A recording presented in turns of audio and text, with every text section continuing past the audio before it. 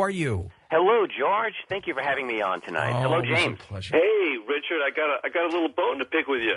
Oh, good. I'm so anal about these things, but you never sent me the parking ticket that I was supposed to pay when we met in New York last month. Now tell me about this, Mr. Fox. What parking ticket? Well, I interviewed Richard. We met up in a park in Manhattan. Yeah. And unfortunately, parking's like in Manhattan.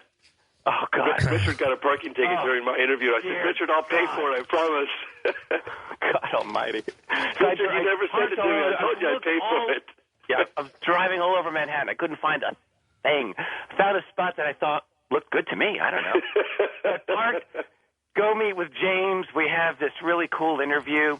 And I come back and there's this big old parking ticket on my car. So James was really nice. He said, oh, yeah, just let me have it. Well, I just got the ticket, actually, James. So I tell you what, I'll send it to you.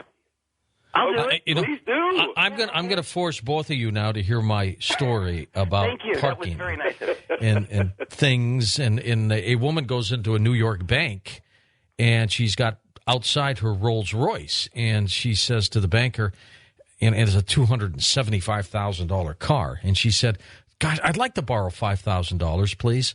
And I'd like to put my Rolls Royce up as collateral, and I'm going to be gone for 30 days, so I'll come back and I'll pay the interest and I'll pay the $5,000. And the banker looked at her and goes, "Sure, this is a secure loan." So he cuts the deal. She goes away for 30 days. She comes back, writes a check for the $5,000 and a little bit of interest.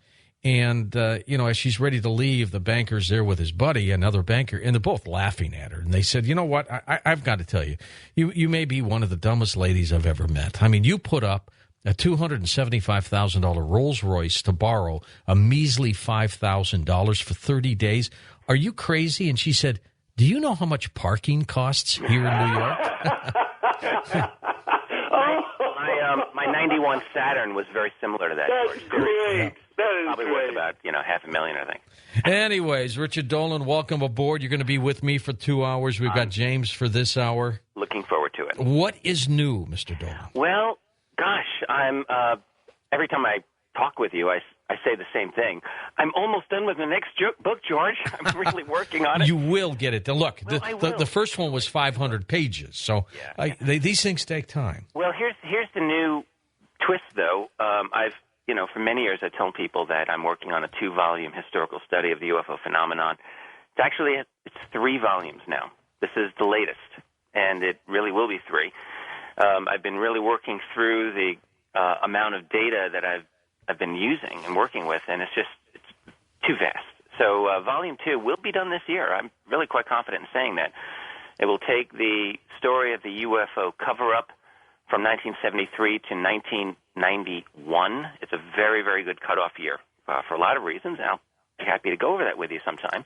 Sure. Volume 3, the research for which is completely done right now, I've got all of that finished, that will cover 1991 to the present day. And I really expect that Volume 3 will be a fairly quick book to write. I mean, as I say, the research is all done. So Volume 2 this year, Volume 3 a year or two after that to get all the narrative out. And it'll be a 3-volume, approximately, God, I'm sorry to do this to people, but about 1,500 pages of history to read. Oh, but it's incredible history. And Richard, every time I meet you at an event or at a conference, you have got, and I've got to compliment you on this, you have got such a conviction of doing what you're doing. I mean, yes, you have fun and you have a good time. You've got a lovely wife and life is good. But I mean, you are darn serious about this subject. And I can see it on your face when I meet you all the time. Thank you very much. Yeah, and maybe one day, James Fox, Richard Dolan, Stanton Friedman, and so many people have devoted their lives and careers to this. Stephen Bassett will one day wake up and find out that their hard work, your hard work, has been rewarded with the answers that we're looking for. Doesn't it seem like there's a movement happening right now, an international movement that's kind of happening? I mean, I really feel, I've only been in it, 15 years, but I really feel like there's a growing transparency happening within governments. I mean, look what just happened in the last couple of years. I think that the entire globe is moving so fast in the direction of change in a variety of ways. I mean, technologically, socially, economically, politically, culturally. We're moving so fast that I think it's created a very unstable situation, and one in which governments, among other groups, are scrambling. This is not like the 1960s, and it's not like the 1860s, and it's not like prior millennia, where things moved along a lot more slowly. I have believed for some time that actual disclosure on UFOs is going to happen. It is a train that cannot be stopped. And the real question is not when it's going to happen or if it's going to happen, but are we really going to be ready for it when it happens? Because it's coming. Richard, doesn't it kind of seem like it's trickling out? Sort of. This is just my personal opinion here, but it seems like it's trickling out to sort of prepare people slowly. I remember. Seriously, I remember. I think it was at the evening before the National Press Club event. We did a Larry King show, and we had a number of high-ranking military and government officials on the set, and the commercial breaks, and Larry would look over and he'd say, "God, this is real, isn't it? Is this real? This is real." Wow. And they'd go, "Yeah, I'm afraid." Yeah, so. Larry, it is. Yeah, this is true, And he just had this look like, "God, I've been duped," kind of look on his face, Really? Wow. I promise you, yeah, I'll never forget it. And a lot of the people, I won't mention names at CNN, but they passed around out of the blue. I mean, everybody watched it in CNN, and all people in New York and D.C. and L.A. offices, and they all are like scratching their heads, going, "God, how could we have missed this story?" Well, it's going. I think about this a lot as well, James, and when this happened, what you find is you talk to people in high-level media positions who they don't do the UFO topic at all, but you spend 5-10 minutes with them, if one-on-one, and they listen, they're receptive. They really are.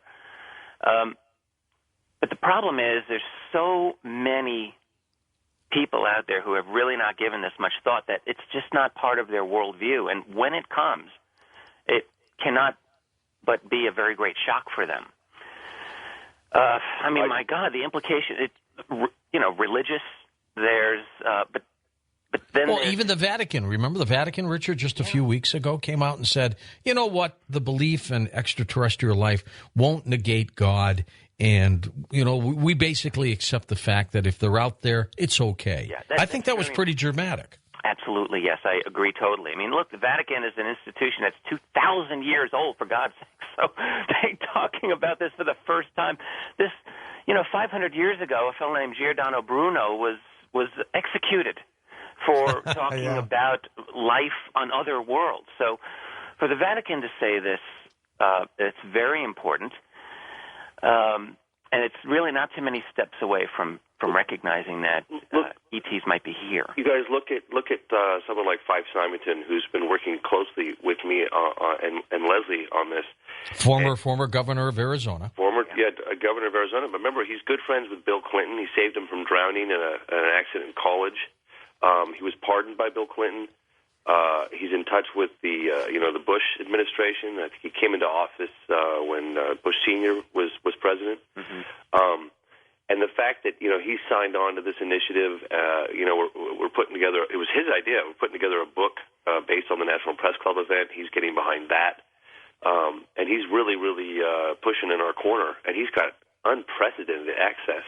It's quite significant. Here's the one thing that cannot be denied, though. We keep talking about there's pressures for pushing this open. There are, but there are still very tremendous pressures for keeping it closed. Because after all, as far as the three of us are concerned, and probably everybody who's listening, the Fife Symington story should be a major story. I mean, it should be covered right now on all the major networks. Here's this former governor who does a complete turnaround on the Phoenix Lights and and ridiculed the lights when it happened in '97. Exactly. And then it did get some pretty amazing coverage. I remember when it happened because Fife basically turned his phone off and he said, "Deal with James," because he's the one that got me to come forward. And I was inundated for weeks. Every news organization in America that I'd ever heard of. You got him on Coast to Coast, James, if I remember. Yeah, I did. Yeah, I got him to come on Coast to Coast. And